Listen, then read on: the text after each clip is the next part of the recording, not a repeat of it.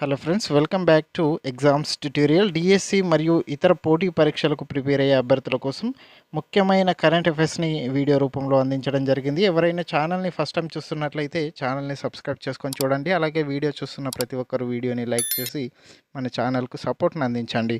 ప్రతిరోజు విద్యా ఉద్యోగానికి సంబంధించిన సమాచారంతో పాటు డిఎస్సికి యూజ్ అయ్యేటువంటి ముఖ్యమైన మెటీరియల్ను అలాగే కరెంట్ అఫైర్స్ను మన వాట్సాప్ గ్రూప్లో అలాగే టెలిగ్రామ్ గ్రూప్లో షేర్ చేయడం జరుగుతుంది. ఇంట్రెస్ట్ ఉన్న వాళ్ళు గ్రూప్లో జాయిన్ అవ్వండి.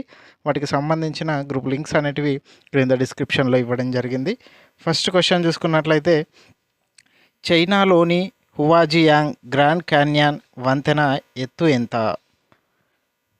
ఆప్షన్ ఏ 1850 అడుగులు, ఆప్షన్ బి 2050 అడుగులు, ఆప్షన్ సి 2500 అడుగులు, ఆప్షన్ డి 1950 అడుగులు.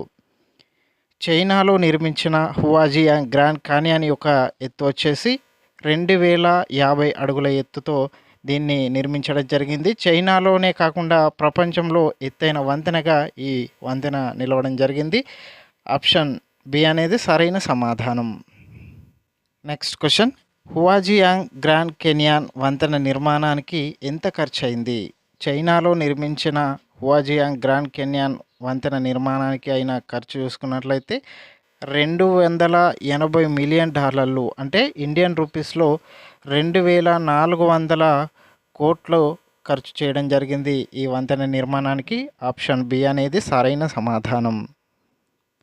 Next question, Huajiang Grand Canyon వంతెన ఏ నగరానికి సమీపంలో నిర్మించారు? Option A Beijing, option B Shanghai, option C గుయిగావ్, ఆప్షన్ డి గ్యాంగ్జౌ. చైనాలో నిర్మించిన ప్రపంచంలో ఎత్తైన వంతెనగా పేరు తెచ్చుకున్న హువాజియాంగ్ గ్రాండ్ కెన్యాన్ వంతెన గుయిజౌ సమీపంలో నిర్మించడం జరిగింది.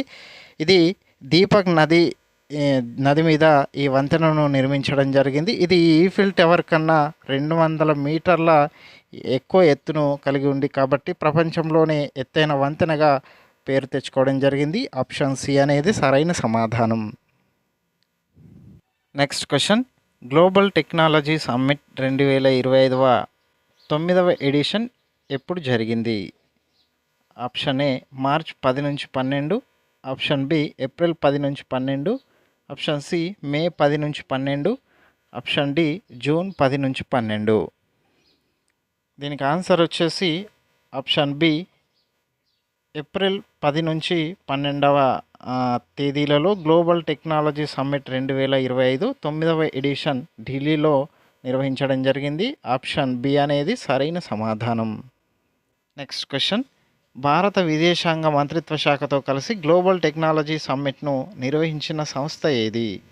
ఆప్షన్ ఏ ప్రపంచ bank, option B Carnegie India, option C ఐక్యరాజ్య సమితి, ఆప్షన్ డి అంతర్జాతీయ ద్రవ్యనిధి.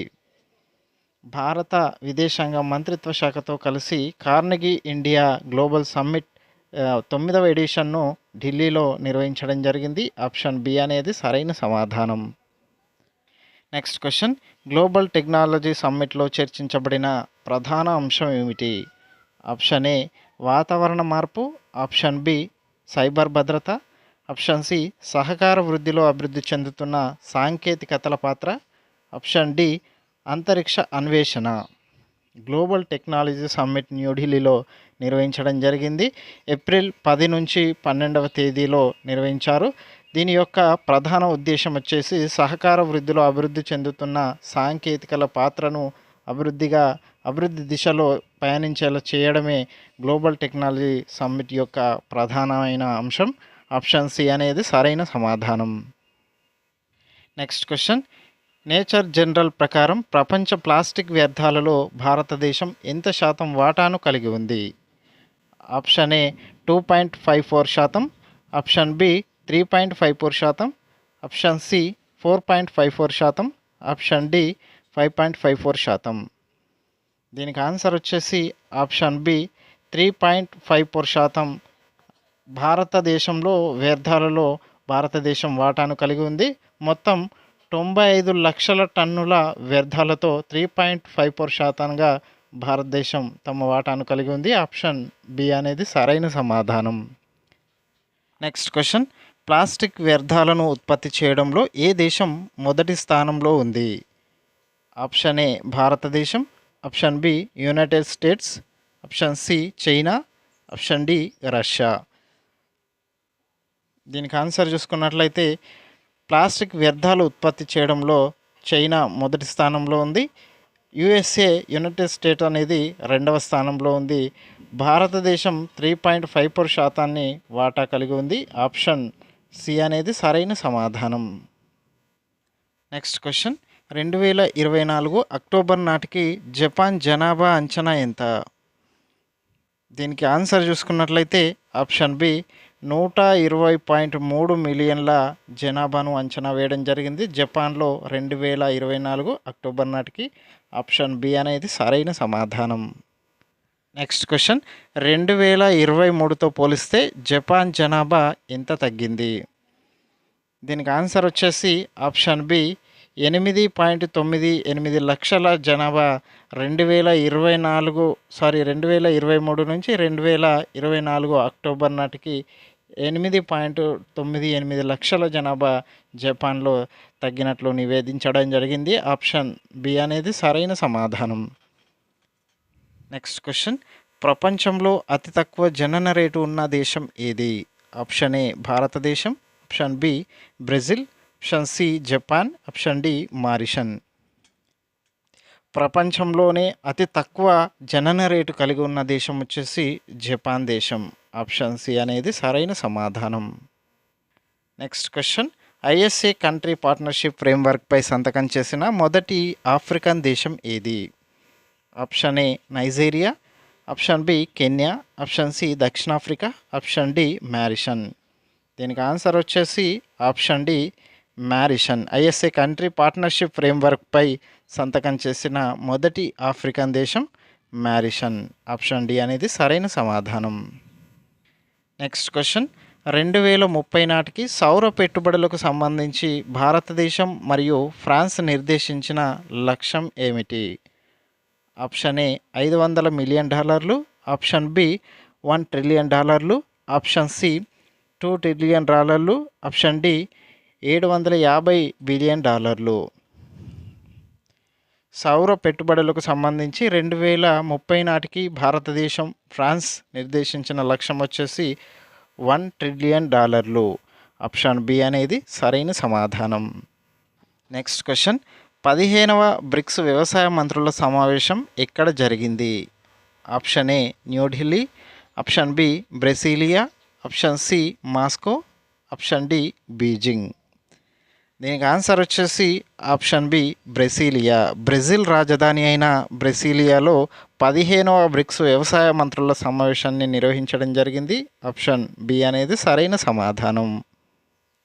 నెక్స్ట్ క్వశ్చన్, బ్రిక్స్ వ్యవసాయ మంత్రుల సమావేశంలో భారత ప్రతినిధి బృందానికి ఎవరు నాయకత్వం వహించారు? Option A Narendra Modi, option B Shivraj Singh Chouhan, option C Amit Shah, option D Rajnath Singh. Brazil రాజధాని బ్రెసిలియాలో జరిగిన 15వ బ్రిక్స్ వ్యవసాయ మంత్రుల సమావేశంలో భారత ప్రతినిధి బృందానికి శివరాజ్ సింగ్ చౌహాన్ నాయకత్వం వహించడం జరిగింది. ఆప్షన్ బి అనేది సరైన సమాధానం. నెక్స్ట్ క్వశ్చన్, సమావేశంలో బ్రిక్స్ దేశాలకు సంబంధించి ఏ రంగాలపై దృష్టి సాధించారు? ఆప్షన్ ఏ పట్టణాభివృద్ధి మరియు వాణిజ్యం, ఆప్షన్ బి రక్షణ సహకారం, ఆప్షన్ సి వ్యవసాయ స్థిరత్వం, సాంకేతిక వినియోగం మరియు సమానత్వం, ఆప్షన్ డి సాంకేతిక అభివృద్ధి మరియు అంతరిక్ష అన్వేషణ. బ్రిక్స్ దేశాలకు సంబంధించి వ్యవసాయ స్థిరత్వం, సాంకేతిక వినియోగం మరియు సమానత్వానికై 15వ బ్రిక్స్ దేశాలు ఈ వ్యవసాయ రంగం అలాగే సాంకేతిక రంగంపై దృష్టి సాధించడం జరిగింది. ఆప్షన్ సి అనేది సరైన సమాధానం. నెక్స్ట్ క్వశ్చన్, భారతదేశం మరియు ఉజ్బెకిస్తాన్ నిర్వహించిన ఉమ్మడి సైనిక విన్యాసం పేరు ఏమిటి? భారతదేశం ఉజ్బెకిస్తాన్ ఉమ్మడిగా సైనిక విన్యాసాన్ని నిర్వహించడం జరిగింది. దానికి దక్లిక్ అనే పేరును పెట్టడం జరిగింది. ఆప్షన్ ఏ అనేది సరైన సమాధానం. నెక్స్ట్ క్వశ్చన్, ఏప్రిల్లో భారతదేశం మరియు ఉజ్బెకిస్తాన్ మధ్య ఉమ్మడి సైనిక విన్యాసం ఎక్కడ జరిగింది? Option A Delhi, option B Pune, option C Tashkent, option D Mumbai. భారతదేశం మరియు ఉజ్బెకిస్తాన్ మధ్య ఉమ్మడి సైనిక విన్యాసం పూణేలో నిర్వహించారు. ఆప్షన్ బి అనేది సరైన సమాధానం. నెక్స్ట్ క్వశ్చన్, ఉత్తరాఖండ్లో ఇటీవల పూర్తయిన రైల్వే సొరంగం పొడవు ఎంత? ఆప్షన్ ఏ 10.5 కిలోమీటర్లు, ఆప్షన్ బి 12.3 కిలోమీటర్లు, ఆప్షన్ సి 14.57 కిలోమీటర్లు, ఆప్షన్ డి 15.8 కిలోమీటర్లు. ఉత్తరాఖండ్లో ఇటీవల పూర్తయిన రైల్వే సొరంగం పొడవు చూసుకున్నట్లయితే 14.57 కిలోమీటర్ల పొడవుతో దీన్ని నిర్మించడం జరిగింది. ఆప్షన్ సి అనేది సరైన సమాధానం. నెక్స్ట్ క్వశ్చన్, ఉత్తరాఖండ్లో నిర్మించిన కొత్త రైల్వే సొరంగం ద్వారా ఏ 2 ప్రదేశాలు అనుసంధానించబడి ఉన్నాయి?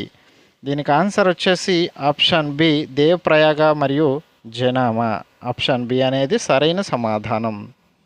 నెక్స్ట్ క్వశ్చన్, భారతదేశంలో అతి పొడవైన రైల్వే సొరంగ నిర్మాణాన్ని ఎవరు పూర్తి చేశారు? దీనికి ఆన్సర్ వచ్చేసి option C railway Vikas Nigam limited ఆధ్వర్యంలో L&T అనే కంపెనీ దీన్ని పూర్తి చేయడం జరిగింది. ఆప్షన్ డి అనేది సరైన సమాధానం. నెక్స్ట్ క్వశ్చన్, DRDO ఇటీవల ఏ రకమైన బాంబును పరీక్షించింది? DRDO ఇటీవల లాంగ్ రేంజ్ బ్లైడ్ బాంబును పరీక్షించడం జరిగింది. ఆప్షన్ బి అనేది సరైన సమాధానం. నెక్స్ట్ క్వశ్చన్, పరీక్షల సమయంలో DRDO కొత్తగా అభివృద్ధి చేసిన బాంబును ప్రయోగించడానికి ఏ విమానం ఉపయోగించబడింది?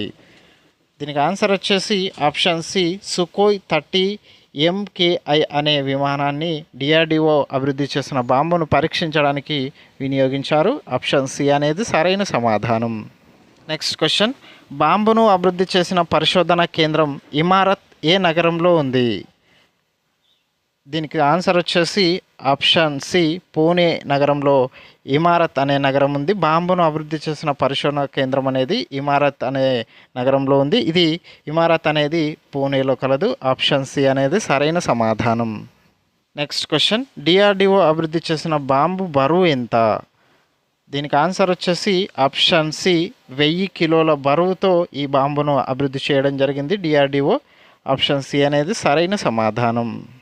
నెక్స్ట్ క్వశ్చన్, DRDO పరీక్షించిన లాంగ్ రేంజ్ బ్లైడ్ బాంబు DRDO పరీక్షించిన లాంగ్ రేంజ్ బ్లైడ్ బాంబు భవిష్యత్తులో ఎలా ఉపయోగపడుతుంది? ఆప్షన్ సి భారత వైమానిక దళంలో దీనిని విలీనం చేయడానికి DRDO ఈ బాంబును రూపొందించడం జరిగింది. ఆప్షన్ సి అనేది సరైన సమాధానం. ఇది ఫ్రెండ్స్ ఈరోజు వీడియో. ఇలాంటి మరిన్ని వీడియోలకు సంబంధించి ఛానల్ని సబ్స్క్రైబ్ చేసుకోండి. కరెంట్ అఫైర్స్ అనేటివి అన్ని పోటీ పరీక్షలకు ఉపయోగపడే ముఖ్యమైన అంశాలు కాబట్టి ప్రతి ఒక్కరూ కరెంట్ అఫైర్స్ని ఎక్కువగా ఫోకస్ చేయాల్సి ఉంటుంది. కరెంట్ అఫైర్స్ అనేటివి ప్రతి క్వశ్చన్ పేపర్ను వారి మార్కులను డిసైడ్ చేయడం జరుగుతుంది. ఇలాంటి మరిన్ని వీడియోలకు సంబంధించి ఛానల్ని సబ్స్క్రైబ్ చేసుకోండి. అలాగే వీడియోని లైక్ చేసి ఛానల్కు సపోర్ట్ని అందించండి. Thank you for watching.